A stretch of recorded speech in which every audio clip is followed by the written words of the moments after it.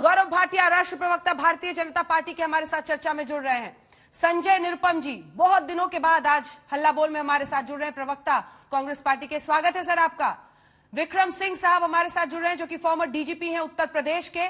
यशोवर्धन आजाद जी, खास मेहमान, जिनकी बात बीते दिन भी हमने आपको सुनाई थी, फॉर्मर स्पेशल डायरेक्टर आईबी के हमारे साथ जुड़ रहे हैं।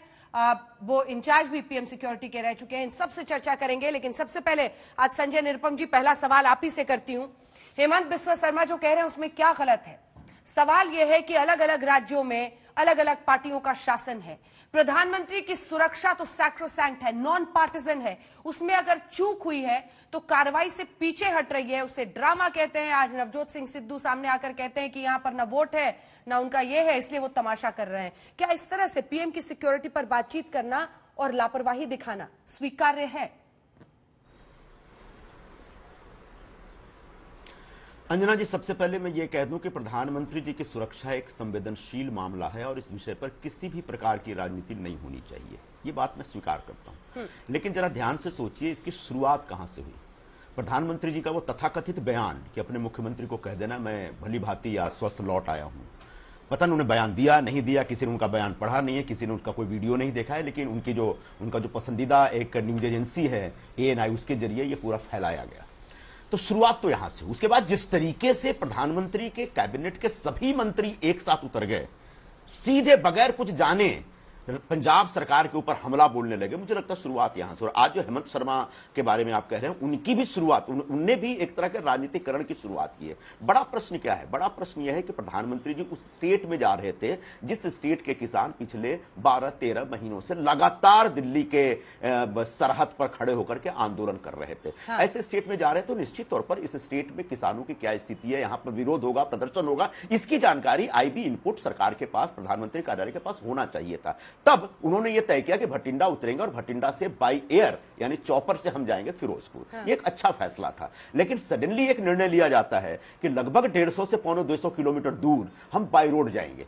आप कह सकते हैं मौसम खराब था, मौसम इतना भी नहीं खराब था। जो प्रधानमंत्री जी का जो चॉपर था वो एक वीआईपी चॉपर है और उसके चॉपर के बारे में जो रिपोर्ट आ रही है वो 1 किलोमीटर तक का वो उसको मतलब विजिबिलिटी थी उसके पास, तो इतना भी बुरा हाल नहीं था। फिर भी आपने फैसला किया कि 4.5 घंटे का सफर आप बाय रोड तय करेंगे, तब जबकि पंजाब के किसान अभी भी आंदोलनरत हैं और अभी भी अपनी मांगों को लेकर के वो क्षुब्ध हैं, परेशान हैं और सरकार से सवाल पूछ रहे हैं। ऐसे में जो आप निकलते हैं तो 20 मिनट का टाइम देते हैं स्टेट गवर्नमेंट को, उस स्टेट गवर्नमेंट को जिसके लगभग 10,000 पुलिस कर्मचारी, सिर्फ उसके नहीं, उसमें हरियाणा पुलिस के भी लोग थे, सेंट्रल एजेंसी के पुलिस वाले, लगभग 10,000 पुलिस वाले ऑलरेडी प्रधानमंत्री की सुरक्षा से जुड़े हैं। तब आप कहते हैं राज्य सरकार से कि पूरा सैनिटाइज करिए लगभग 150-200 किलोमीटर 20 मिनट के अंदर। यह संभव नहीं था। फिर भी राज्य सरकार ने अपने ऊपर एक जिम्मेदारी ली और अल्टीमेटली जब वो निकलते हैं तो एक फ्लाईओवर के पास उनकी गाड़ी रुक जाती है, प्रदर्शनकारी आते हैं। आज हमने वीडियो देखा कि वो प्रदर्शनकारी कौन थे, उसमें ज्यादातर बीजेपी का झंडा लेके लोग खड़े हैं। बीजेपी के लोग नेचुरली, हमारे प्रधानमंत्री जब आए हुए हैं हमारे स्टेट में तो उस पार्टी के लोग जिंदाबाद करेंगे और कर रहे थे।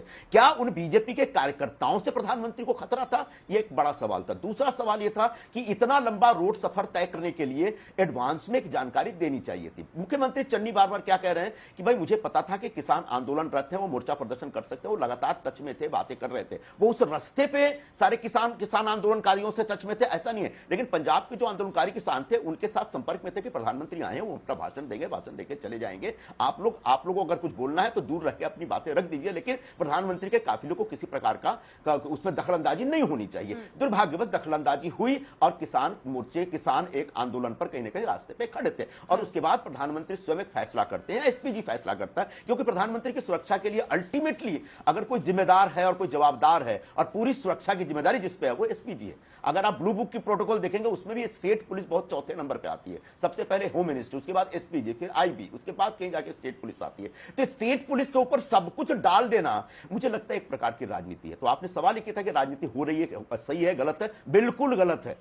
शुरुआत भारतीय जनता पार्टी की तरफ से हुआ, निश्चित तौर पर राज्य सरकार अपनी सफाई पेश करेगी। तो चन्नी साहब जो कह रहे हैं या सिद्धू जो कह रहे हैं वो लोग अपनी सफाई पेश कर रहे हैं और बीच में निकल के बात ये आती है जो मुख्यमंत्री ने कहा कि लगभग 70,000 कुर्सियां आप वहां बिछा के रखते हैं और उसमें 500, 700, 800 लोग बैठे हैं। यहां पर ट्रिब्यून की खबर अगर सही मानी जाए तो 5,000 लोग आए थे। तब कहीं जाकर प्रधानमंत्री ने तय किया कि भाई हम बाय रोड जाएंगे तो थोड़ा वक्त मिलेगा, तब तक लोग और आएंगे। और इस बीच बाय रोड निश्चित तौर पर पूरी तरह से सैनिटाइजेशन नहीं था और उसके लिए राज्य सरकार के पास वक्त नहीं था। अब इसमें कितना कितना बड़ा तथ्य है, क्या तथ्य है, क्या तथ्य नहीं है, ये सारा फैसला आने वाले दिनों जांच के आधार पर होगा। और राज्य सरकार जांच कर रही है। राज्य सरकार का अगर कोई मोटिव होता, कोई वेस्टेड इंटरेस्ट होता, तो मुझे लगता है कि राज्य सरकार जांच में शामिल ठीक है, दो बातें कह रहे हैं गौरव भाटिया जी। ठीक है संजय, इसलिए बगैर किसी निष्कर्ष पर पहुंचे राज्य सरकार को दोष देना गलत है।